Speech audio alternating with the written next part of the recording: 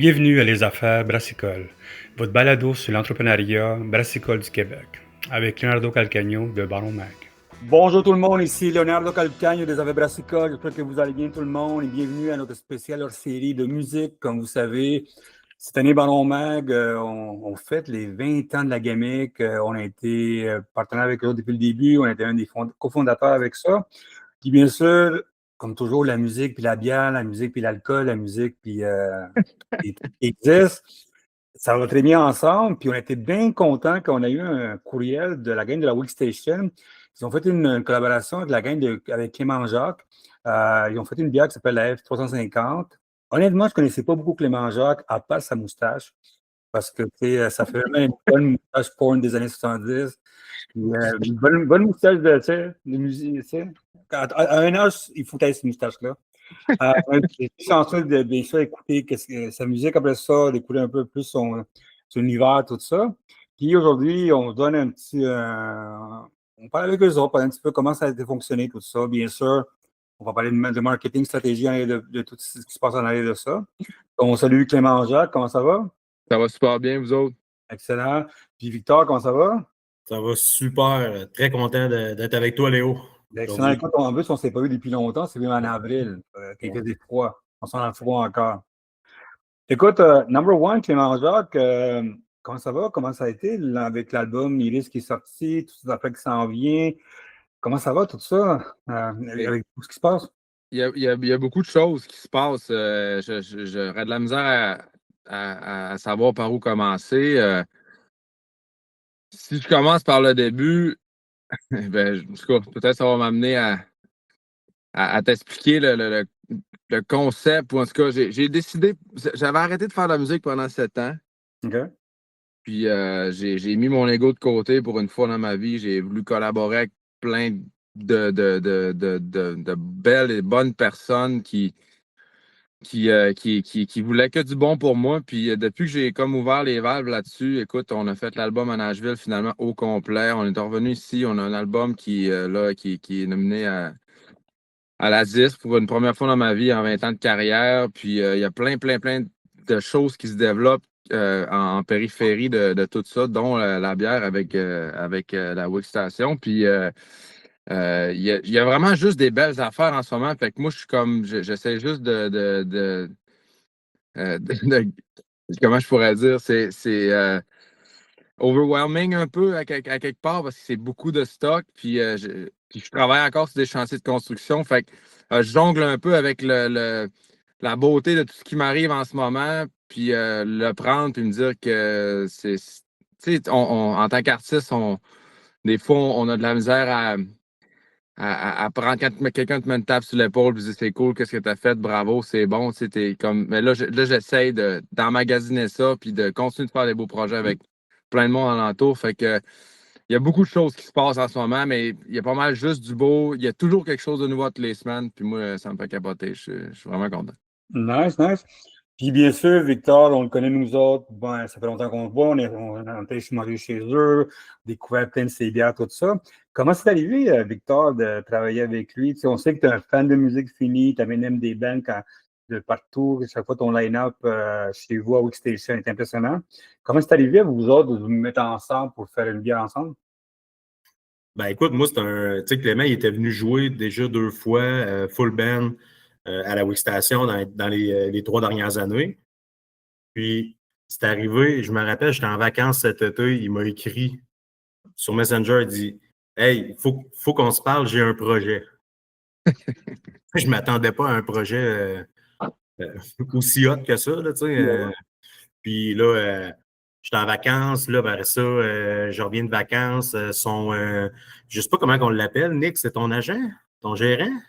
Ouais, c'est mon gérant, c'est comme le chef d'orchestre de toutes mes idées de fou, puis tu sais, il y a plusieurs affaires qui brassent sa compagnie, plein de shit, mais c'est le gars exemple, je vais donner un exemple, quand Kid Rock il a repost le picture qu'on a fait en adaptant en français, moi j'ai eu une idée, je me suis dit, il faut que je le trouve aux States, puis j'aille y porter un vinyle, puis je lui sers la main.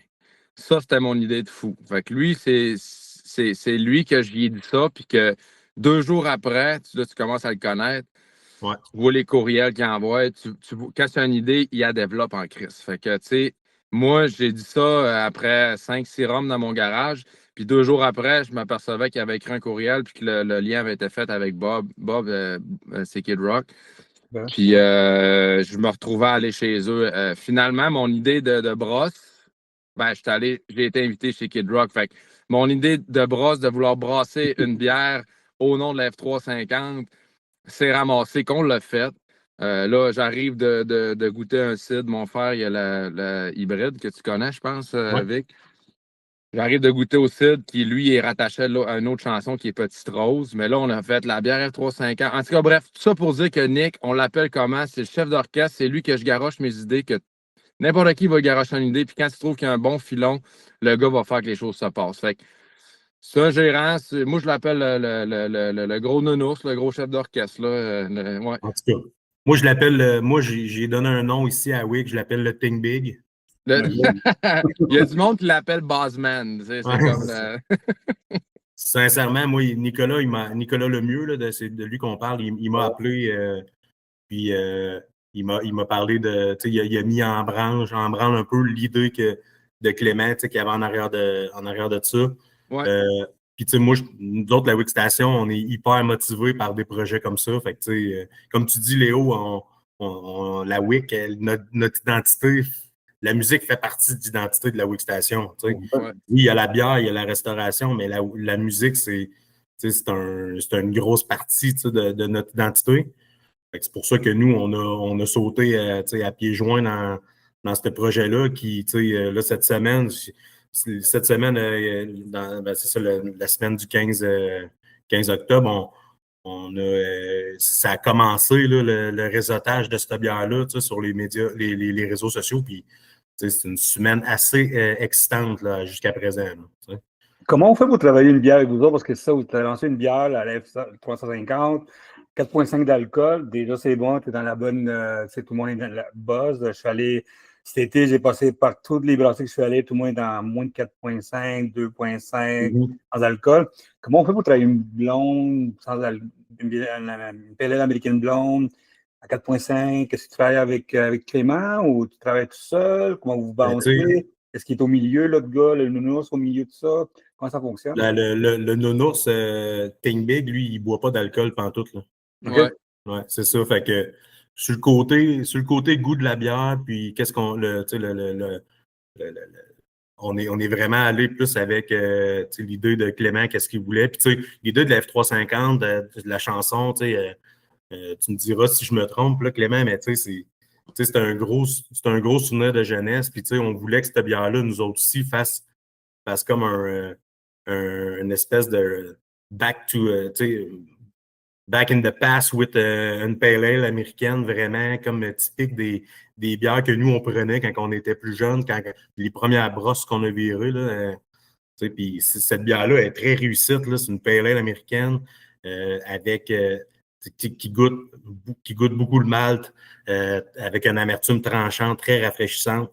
On n'est pas dans les pale ale nouvelle génération ultra houblonnée, là, avec du houblonnage à froid. Là. Ouais. On n'est pas là-dedans. On est vraiment dans la bière classique pale ale américaine. Là. 100%. Moi, c'était important pour moi d'avoir une bière que, tu sais, moi, je bois la micro depuis, je sais pas, une dizaine d'années. Mais 1-2 dans ma soirée, puis 1-2 par semaine, mettons, ou c'est des moments que je goûte. Mais là, j'avais besoin je voulais une bière aussi qu'on peut en prendre 6. Mais que c'est une bière de micro, mais tu peux en prendre 6, puis ça ne tombera pas sur le cœur, ça ne sera pas ballonné, quoi que ce soit. Moi, je voulais une bière qui coule vraiment bien, puis qui se rapproche des bières commerciales plus comme Molson X ou des affaires comme ça. Fait que moi, c'est le call que j'ai donné avec, puis il a relevé le défi 100%. Puis là, je pense que vous allez la monter un petit peu 1%. Tu sais, je voulais pas qu'il y ait une grosse amertume puis que ça te serre la langue des deux côtés, tu sais, puis que on aime ça, mais c'était pas ça le but de l'opération. Le but de l'opération, c'était de partir avec ton 6-pack de 350 puis de prendre les 6. C'était ça l'idée en arrière de tout ça. Et tu as réussi parce que l'affaire, c'est que tout le monde, ça va dans le dos. Même des grosses brasseries qui lançaient beaucoup des brasseries avec très fluidité, tout ça. C'est la bière que je reçois par tous les brasseries, tout ce qui est moins de 4,5, c'est là-dedans. Côté design, tout ça, comment on a travaillé le design de ça, la mise en place d'un design? Ben, Ça a le été fait. design, je vais Le gars, il s'appelle Simon Claveau. Puis sur Instagram, si vous allez le voir, c'est Capitaine Bricolage. C'est un tatoueur. OK. Puis j'ai approché lui, puis on est parti de l'idée parce que j'étais un peu. J'ai mon alter ego assez. Justement, je te parlais tantôt quand je shift de la bière à eau fort, que j'évite de plus en plus. Je deviens comme une autre personne, puis c'est pas, c'est pas toujours bon. Mais on est parti de ce diable-là qui était. Que j'ai un peu une dichotomie, mais pas non plus en dedans de moi. Puis on le fait vivre au travers de mes chansons. Là, il y a F350, il va y avoir Petite Rose, il va y avoir Revolver. C'est toutes des types de chansons que j'ai faites. Puis j'ai approché Simon, on dit, on va partir d'un diable, tu vas me le faire tenir une rose, tu vas me faire le diable au volant du F350. Puis tu sais, on a décliné ça de cette façon-là. Puis c'est comme ça que le branding s'est fait en entour de ça. Puis tu sais, j'ai pensé à des titres différents, mais tu sais, la toune était sur mon Ford F350 96. On va l'appeler F350. Tu sais, on se pogne un 6-pack d'F3. Tu sais, c'est comme ça sort bien, ça coule bien. Ouais. Puis vous autres, toi, Victor, bien sûr, t'as Clément qui s'en va à la disque. Côté marketing, tout ça, ça va bien. Le design, ça va bien. Le branding, ça va bien. La bière est bonne, je le sais. Je ne l'ai pas goûté encore, mais toi, j'ai jamais goûté rien de mauvais chez vous. Côté pour ta business, en arrière de ça, ta stratégie en arrière de ça, je sais que tu le fais pour la musique, mais comment tu vois ça, puis comment tu vois le futur dans d'autres projets qui s'en viennent? Ben, tu sais, moi, j'ai pris cette opportunité-là, en fait, pour commencer à faire mes 6-packs avec le caisson. Là. Hey, je te pose une Puis, question, je ne veux pas t'interrompre, mais est-ce que c'est le premier 6-pack que la WIC fait? Ouais, on va en faire deux en même temps. Le F350, c'est le premier. Puis, bien évidemment, là, mon autre meilleur vendeur, il va sortir aussi en 6-pack 355. Là. C'est bien. Tu sais, moi, j'ai profité de cette opportunité-là, en fait, pour justement partir côté marketing, de commencer à sortir les 6-packs qui commencent à être de plus en plus populaires. Le monde, quand ils veulent s'acheter des quantités, le monde, ils vont y aller en 355, 6-packs. C'est pour ça que c'est intéressant. On l'a fait dans les deux modèles. Là, ben, surtout dans ce genre de bière-là, parce que moi, je m'achète quasiment une micro par jour quand j'arrive à la job. Je vais à mon marché, puis je fouille, puis tu en achètes une 473, mais mettons, t'achètes, je sais pas, je pense à la foie gras de la brasserie, comment ça s'appelle, à Lens, à Lens Saint-Jean, ici, la chasse-peinte. Ouais. Une bière de 7,3 d'alcool, je pense. J'en achèterais pas 6, tu comprends? Fait que mais bonne, mais une. C'est comme arriver au resto puis te commander un martini ou un Bloody Caesar. T'en prends un, c'est une mise en bouche quasiment. C'est comme. Mais ça, justement, c'était, comme tu dis, une bière de même, tu peux crissement en mettre 6 puis t'es pas gêné. Là. Non, puis c'est content, c'est cool de savoir que vous allez vous lancer dans la caisse de 6 parce que quand on se parle souvent, quand on lit dans le Baron Mag, c'est la nouvelle qu'entente, puis tout le monde. Moi, je trouve que ta bière, c'est comme une bière de pêche, tu sais, comme le temps que 100%. tu es tranquille, tu t'en vas à la pêche à 4 h du matin, Tout à fait. Tu aller toute la journée, tu mets ça, c'est parfait pour ça, je trouve. Ça se boit bien le matin quand tu te lèves aussi, justement, à la pêche, je pense. Ben oui. Fait que c'est ça, tu sais, Léo, tu vois, on l'a dans les deux modèles. Là, Oui, c'est nice, man. OK, c'est ça. Ben, elle va s'en aller dans les 6-packs. Là. OK. Ben, on sait qu'il y a quand même encore il y a encore gros du monde qui achète les 473. Fait on fait les deux, tu sais. Non, moi, je trouve ça intéressant. Puis toi, est-ce qu'avec Clément, puis avec ce qui s'en vient, vous autres, est-ce que c'est une caisse à 6 que tu fais à la main, ça, chez vous, à la mi-temps? Ouais, c'est un 6-pack qui se déplie à la main, qu'on met les canettes dedans, puis qu'on envoie là, à la distribution. On le fait comme ça parce que tu as vu l'espace de la micro aussi. Là, Puis On peut l'équipement, pas tout ça, tu peux pas avoir d'équipement chez vous non On plus. ne peut pas s'équiper d'un convoyeur et une colleuse là, pour préparer tout ça. On a travaillé avec des personnes qui sont habituées là, de faire ces formats-là, puis qui sont faciles à assembler pour tout le monde. Dans les épiceries, bientôt, il va y avoir également le présentoir là, qui va venir avec ça aussi. Là. Ben, excellent. So, le lancement, c'est le 22 novembre. Vous êtes déjà partout. Ça s'en vient. Clément, félicitations encore pour je sais que tu as été nominé, toute l'équipe. Bien hâte de Merci. voir. Tu vas là-bas. Tu m'as dit que tu allais être bien habillé en plus. Ben, j'ai pas. Ben, c'est un fuck pareil mental parce que faut que j'aille. Il y a comme 2 galas. Il y en a un le mercredi, il y en a un le dimanche. Je fais des shit différentes dans les 2. Fait que ça prend des kits, tout ça. Puis je suis vraiment pas le genre de gars à checker mes kits. Fait que là, ça fait comme 1 mois et demi là, que j'essaie de gosser ça là, avec. J'ai une compagnie d'Alberta qui me fait des bottes sur mesure. Puis là, eux autres, ils ont décidé d'essayer de m'aider dans le kit. En tout cas, c'est compliqué, mais oui, je vais essayer de m'habiller bien. Puis j'aurais aimé ça aller au Gamic aussi, mais j'ai pas eu de nomination ou quoi que ce soit. Fait que peut-être Viens au party quand même.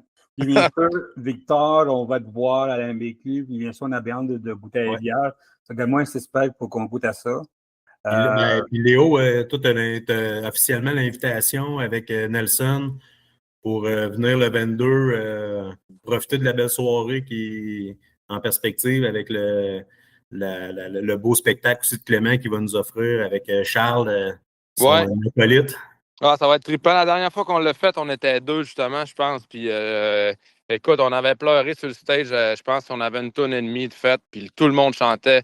C'est une des raisons pour laquelle, c'est la raison pour laquelle que j'ai appelé Vic, parce qu'à chaque fois que je vais jouer chez eux, il n'y a pas une place au Québec où la vibe est de même. J'ai vraiment fait le saut. Tu sais, des fois, tu fais de la musique, tu as une belle réception puis tout, mais là-bas, c'était comme over the top. Là. C'était comme, pourquoi qu'ici, le monde me connaisse à ce point-là puis qu'ils chantent les chansons? C'était assez incroyable. Fait que moi, j'ai fait, OK, je m'en vais là, parce que là, il y a une bonne vibe. Puis on va passer un beau moment. On va être avec Charles.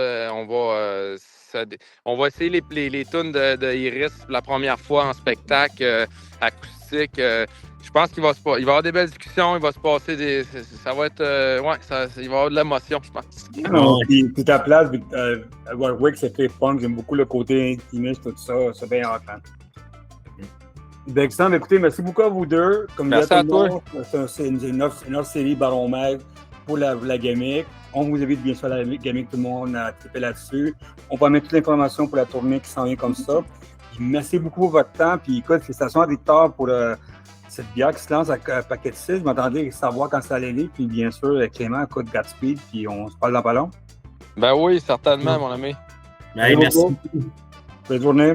Salut, vous aussi. Bye. Merci beaucoup tout le monde d'avoir écouté les Affaires Brassica. Bien sûr, si vous avez des questions, leonardo@baronmag.com.